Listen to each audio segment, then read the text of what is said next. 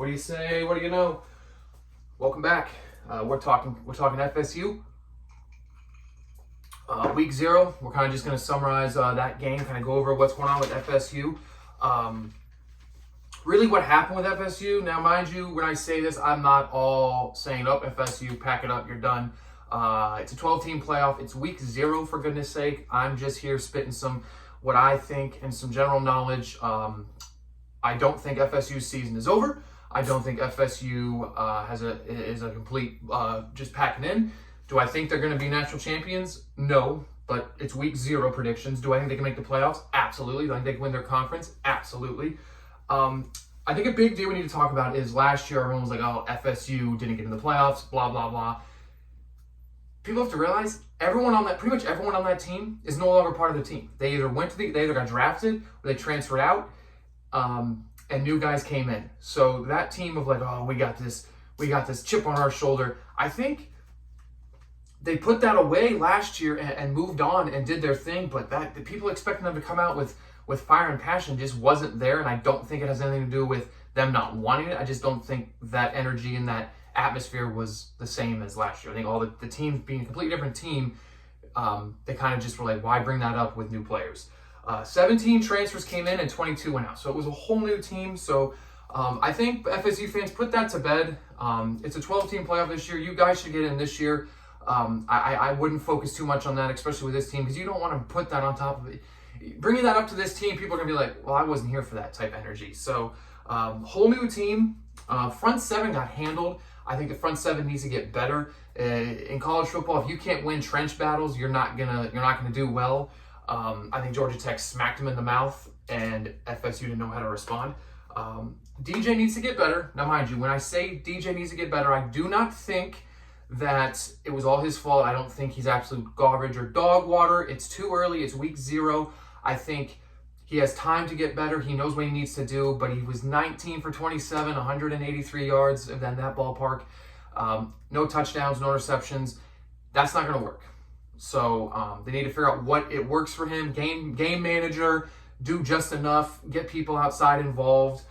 You cannot put it all on him. You cannot. DJ is not someone who comes into a team and puts everything on his back and carries that team. That's just not his style. He's in the moment, make a good pass here and there, and kind of roll a rock down the hill and kind of just roll through it. So putting everything on him and saying, hey, DJ, go get it done. Go throw for 350, 4 tutties. Realistically, that's not something that you're thinking about seeing. So you need to know what you have and what you can do with what you have.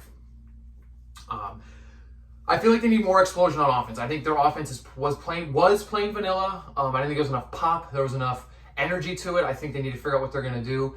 If defenses hone in on DJ, the run game is going to have a lot put on their plate, and then defenses are just going to trickle down to the rush game. So we need to really figure out what FSU is going to do. I didn't think it was a very poppy, very vibrant offense. Again, week 0 they can progress. Who knows? Week 4 they may put up 40 points. We just got to go from there type thing. The biggest thing about FSU is they have the biggest what if season. A lot of stuff from last season, and this current season with the whole team and everything else that's new with FSU, and they're in a conference with so many questions that need to be answered. The ACC is such a surprise conference this year. No one knows what's going to happen, who's going to win. People have their favorites, but I think everything is up in the air. There's too many questions that need to be answered in this conference and with FSU and a lot of teams in the ACC. Georgia Tech has a lot of questions that we need answered now. So I think the ACC is a conference where we're not sure really what's going on. It's a wild card. I'm excited. It's going to be a long season for the ACC. You're going to have great matchups. So I'm looking forward to seeing a lot from the ACC. Now, FSU fans, pump the brakes on it's over, blah, blah, blah, yada, yada, yada. We didn't make the playoffs last year, we didn't make the playoffs this year. It's too early for all that. You guys have a long schedule. The ACC champion gets in with a bye. So ACC conference champion gets in with a bye. So if you all win the conference, you're going to get in. Even not getting in, you play a field. You're like a Penn State energy. You guys can, and this. I don't want this to turn into a bashing FSU. Week 0 didn't have money games, so I'm just talking about FSU and what I saw. But again, the ACC is wide open. My biggest thing with FSU, again, with the questions, is their schedule, because this was circled as okay, come out, punch Georgia Tech in the mouth, and go and attack them and jam it down their throat. and get a good win. I think FSU needs to work on when they punch a team in the face, when that team punches them back, how resilient are they going to be? Because Georgia Tech could have caved and went down for the count in round 1, but they didn't. They punched FSU back, and FSU didn't respond very well. So you've got